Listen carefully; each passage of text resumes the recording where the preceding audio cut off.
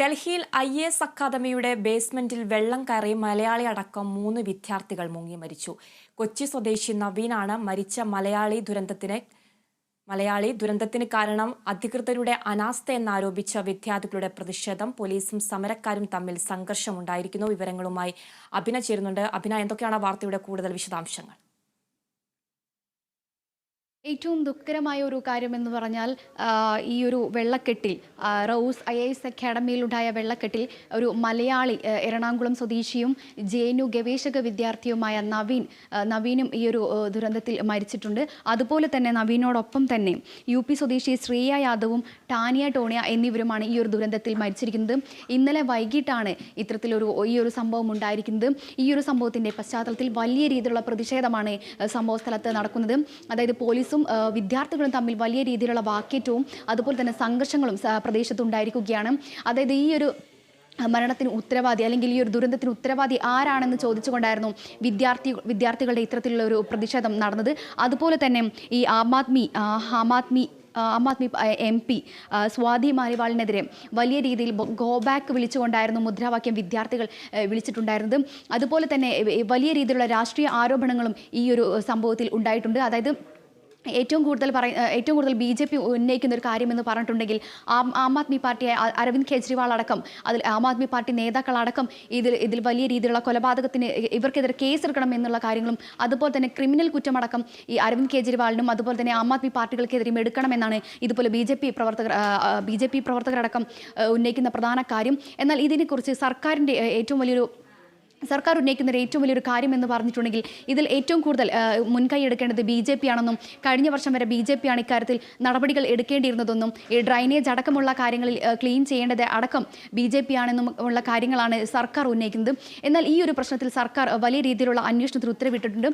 അതുപോലെ തന്നെ ഈ റോസ് IAS അക്കാഡമിയുടെ ഉടമ അറസ്റ്റിലായിരിക്കുകയാണ്. ഇദ്ദേഹത്തിനെതിരെ പോലീസ് കേസെടുക്കുകയും ചെയ്തിട്ടുണ്ട്. ക്രിമിനൽ കുറ്റമടക്കമുള്ള വകുപ്പുകൾ ചുമത്തിയാണ് ഇദ്ദേഹത്തിനെതിരെ കേസെടുത്തിരിക്കുന്നത്. അതുപോലെ തന്നെ ഈ പ്രദേശത്ത് ഇപ്പോഴും വിദ്യാർത്ഥികൾ വലിയ രീതിയിലുള്ള വലിയ രീതിയിലുള്ള പ്രതിഷേധങ്ങൾ ഇപ്പോഴും നടന്നുകൊണ്ടിരിക്കുകയാണ്. വിദ്യാർത്ഥികൾ ഇതുവരെ മാധ്യമങ്ങളോട് പ്രതികരിക്കാൻ തയ്യാറായിട്ടില്ല. അതുകൂടാതെ തന്നെ മലയാളികളടക്കം നിരവധി പേരാണ് ഈ ഒരു IAS അക്കാഡമിയിൽ പഠിച്ചുകൊണ്ടിരിക്കുന്നത്.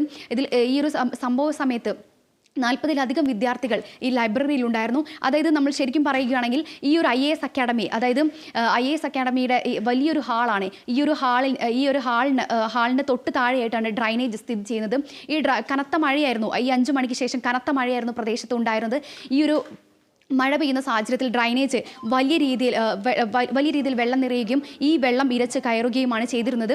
ഈ സമയത്ത് 40-ലധികം വിദ്യാർത്ഥികൾ ഈ അക്കാഡമിയിൽ ഉണ്ടായിരുന്നു. അതിൽ വെള്ളം ഇരച്ച് കയറുന്ന സമയത്ത് ചില കുട്ടികളെല്ലാം തൊട്ടടുത്ത മുകളിലേക്ക് ഓടിക്കയറുകയും എന്നാൽ ചില കുട്ടികൾ, അതായത് ഇപ്പോൾ നവീൻ അടക്കമുള്ള ഈ 3 വിദ്യാർത്ഥികൾ ഇതിനകത്ത് പെടുകയും തൽക്ഷണം തന്നെ മരിക്കുകയും ചെയ്തിരുന്നു. കാരണം 70 അടിയോളമാണ് ഈ വെള്ളം ഈ ഒരു ഹാളിനകത്തേക്ക് കയറിയിരിക്കുന്നത്. അതുകൊണ്ട് തന്നെ ഇവർക്ക് രക്ഷപ്പെടാനുള്ള ഒരു വഴി എന്ന് പറഞ്ഞാൽ യാതൊരു വഴിയും ആ ഒരു ഹാളിനകത്ത് ഉണ്ടായിരുന്നില്ല എന്നുള്ളതാണ്. കൂടാതെ തന്നെ ഈ ഒരു കാര്യത്തിൽ, അതായത് ഡ്രൈനേജിൻ്റെ ഉൾപ്പെടെയുള്ള ഈ ഒരു അശാസ്ത്രീയമായ നിർമ്മാണം അടക്കം പല വിധത്തിലും വിദ്യാർത്ഥികളടക്കം നാട്ടുകാരും ചൂണ്ടിക്കാണിച്ച് കഴിഞ്ഞ വർഷത്തെ കനത്ത മഴയിലും അതായത് വെള്ളക്കെട്ട് രൂക്ഷമായിരുന്ന ഈ ഒരു സാഹചര്യത്തിലും നാട്ടുകാരും വിദ്യാർത്ഥികളടക്കം നിരവധി പേർ ഈ ഒരു പ്രശ്നം ചൂണ്ടിക്കാണിക്കുകയും ചെയ്തിരുന്നു. എന്നാൽ യാതൊരു നടപടിയും സർക്കാരടക്കം, അതായത് നഗരസഭ പോലും ഇതിൽ വലിയ രീതിയിലുള്ള ഒരു മുൻകൈ പോലും എടുത്തില്ല എന്നുള്ളതാണ്. ഇപ്പോൾ നിലവിൽ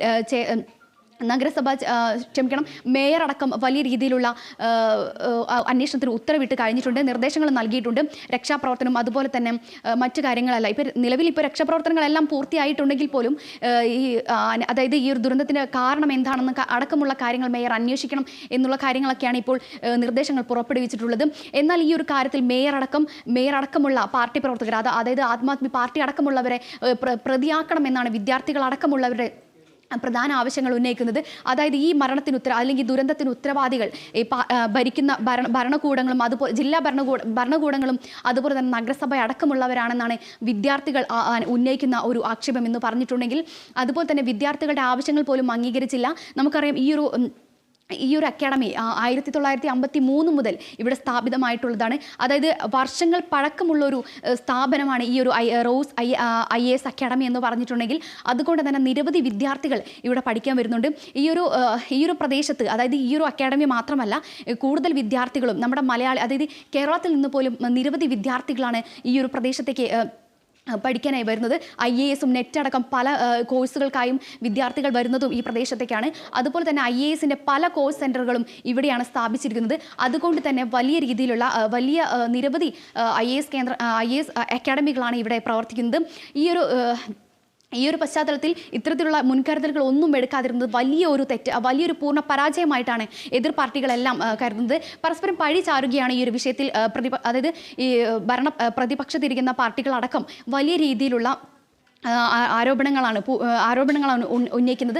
അതായത് ഈ ഒരു പാർട്ടി, അതായത് ആം ആദ്മി പാർട്ടി പൂർണ്ണ പരാജയമാണ് ഈ ഒരു സംഭവത്തിൽ എന്നാണ് BJP അടക്കമുള്ള പാർട്ടികൾ ഉന്നയിക്കുന്നത്. എന്തായാലും ഈ ഒരു വിഷയത്തിൽ നിലവിൽ ഈ 3 കുട്ടികളുടെ മൃതദേഹം ആശുപത്രിയിൽ സൂക്ഷിച്ചിരിക്കുകയാണ്. ഇനി കൂടുതൽ വിദ്യാർത്ഥികൾ ഇതിനകത്ത് പെട്ടിട്ടുണ്ടോ എന്നുള്ള കാര്യം ഇപ്പോഴും വിദ്യാർത്ഥികൾ സംശയിക്കുന്നുണ്ട്. അതായത് ഈ ഒരു സമയത്ത്, അതായത് ഈ ഒരു സംഭവം നടക്കുന്ന സമയത്ത് 40-ലധികം കുട്ടികൾ അല്ല 50-ലധികം കുട്ടികളുണ്ടെന്നാണ് വിദ്യാർത്ഥികളടക്കം പറയുന്നത്.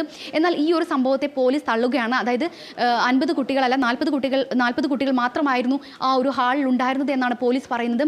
എന്നാൽ 50 കുട്ടികൾ അധികം പേര് അവിടെ ഉണ്ടായിരുന്നതും നിരവധി ആംബുലൻസുകൾ ഇവിടെ വന്ന് പോയിരുന്നു എന്നുള്ള കാര്യങ്ങളടക്കം വിദ്യാർത്ഥികൾ പറയുന്നുണ്ടായിരുന്നു. പക്ഷേ ഈ കാര്യങ്ങളെല്ലാം തള്ളുകയാണ് പോലീസ് വൃത്തങ്ങൾ. അതായത് ഈ വിദ്യാർത്ഥികളെല്ലാം രക്ഷപ്പെടുത്തിയിട്ടുണ്ടെന്നും ഇനി അതിനകത്ത് വിദ്യാർത്ഥികളൊന്നുമില്ല എന്നുമാണ് അക്കാഡമി അടക്കം പറയുന്നത്. ഏതായാലും ഈ ഒരു വിഷയത്തിൽ വലിയ രീതിയിലുള്ള അന്വേഷണങ്ങൾക്ക് ഉത്തരവിട്ടിരിക്കുന്നുണ്ട്. ഇനി വരും മണിക്കൂറുകളിൽ ഇതിനെക്കുറിച്ചുള്ള കൂടുതൽ വിശദാംശങ്ങൾ ലഭിക്കുമെന്ന് തന്നെ കരുതാം. ഡൽഹിയിൽ IAS പരിശീലന കേന്ദ്രത്തിൽ വെള്ളം കയറി മലയാളിയടക്കം 3 വിദ്യാർത്ഥികൾ മരിച്ചത് കൊച്ചി സ്വദേശി നവീനും 2 പെൺകുട്ടികളും. ദുരന്തം കനത്ത മഴയിൽ ബേസ്മെന്റിലേക്ക് വെള്ളം ഇരച്ചു കയറി.